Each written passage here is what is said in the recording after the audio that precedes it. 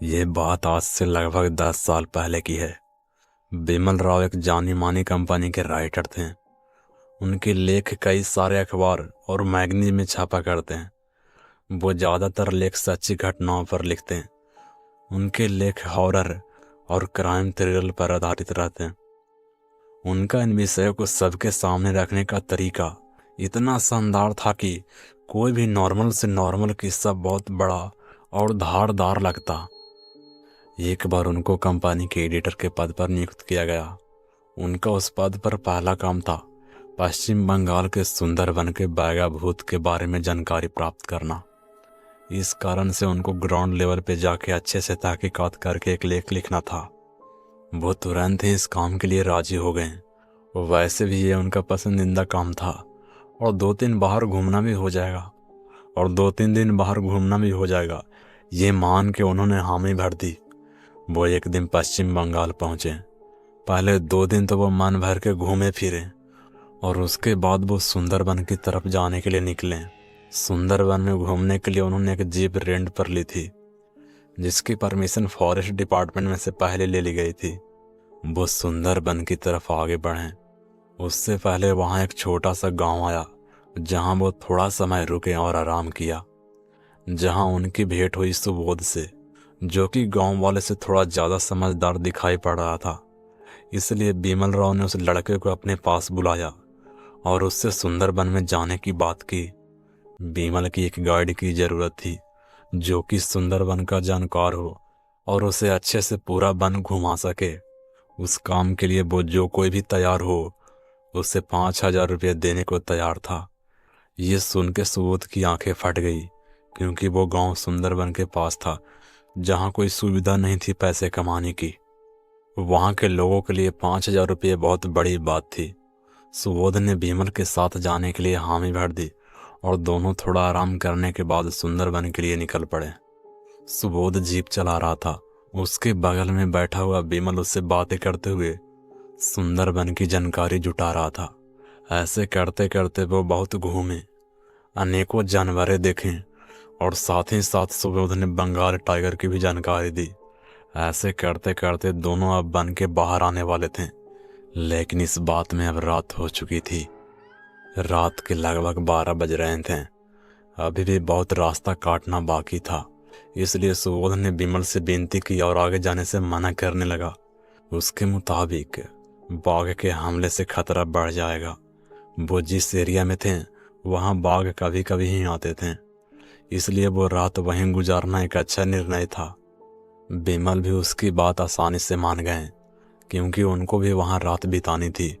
उनको वो एरिया काफ़ी पसंद आ गया था। उन्होंने अपनी जीप एक जगह छुपा कर रख दी।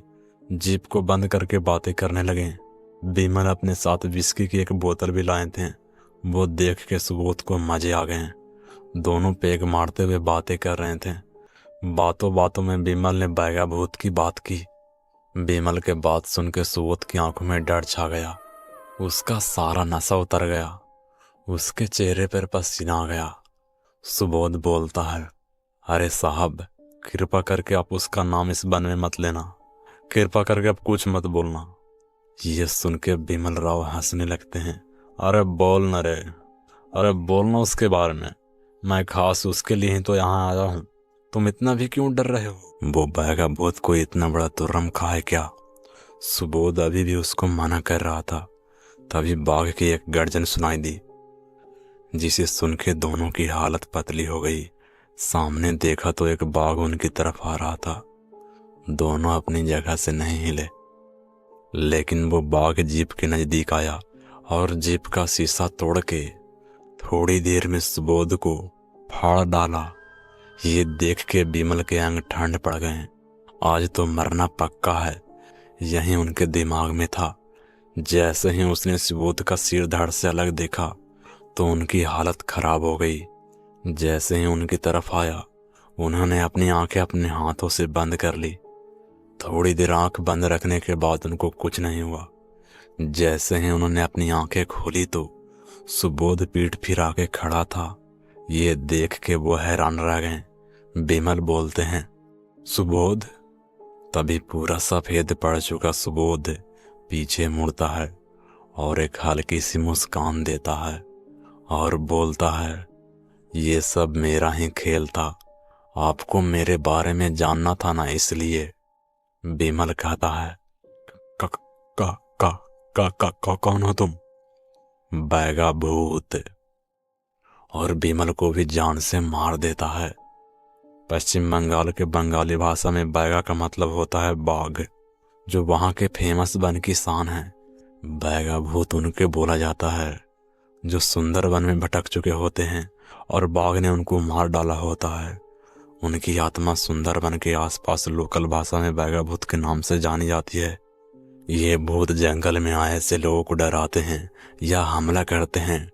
जो जंगल में कोई शिकार करने आया हो या कोई कीमती लकड़ियां काटने, इसलिए बैगा भूत को सुंदर वन के रक्षक कहा जाता है।